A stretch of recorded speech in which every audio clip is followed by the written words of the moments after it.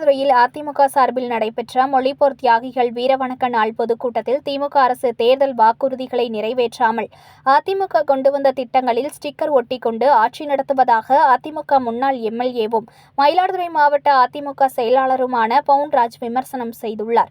மயிலாடுதுறையில் அதிமுக சார்பில் மொழிப்போர் தியாகிகள் வீரவணக்க நாள் பொதுக்கூட்டம் நடைபெற்றது.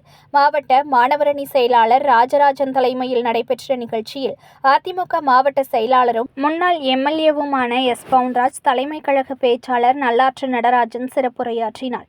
இதில் பேசிய அதிமுக மாவட்ட செயலாளர் பவுன்ராஜ் கூறுகையில், மத்திய அரசு நீட் தேர்வு கொண்டு வந்தது.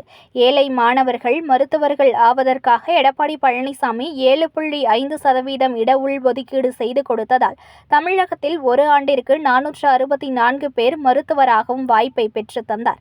2025ஆம் ஆண்டிலேயே 3600க்கும் மேற்பட்ட மாணவர்கள் மருத்துவ பட்டப்படிப்பு படித்து மருத்துவராக போகிறார்கள்.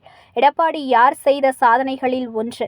திமுக ஆட்சி பொறுப்பேற்று எதுவுமே செய்யாமல் நாங்கள் கொடுத்து வந்த திட்டங்களில் ஸ்டிக்கர் ஒட்டிக்கொண்டு பெயர் பெற்றுக் கொண்டிருக்கும் ஸ்டாலின் அரசு எங்களை எப்படி குறை கூறலாம்? மக்கள் முடிவு எடுத்து விட்டார்கள்.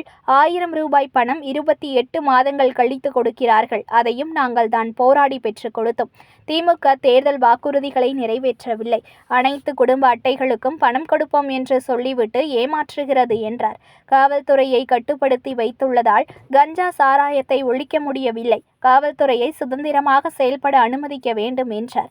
இதில் முன்னாள் எம்எல்ஏக்கள் பாரதி சக்தி ராதாகிருஷ்ணன், மாநில அம்மா பேரவை இணை செயலாளர் மார்க்கோனி உள்ளிட்ட பலர் கலந்து கொண்டனர். நிறைவாக மயிலாடுதுறை மொழிப்போர் தியாகி மாணவர் சாரங்கபாணி உள்ளிட்ட மொழிப்போர் தியாகிகளுக்கு அனைவரும் வீரவணக்கம் செலுத்தினர்.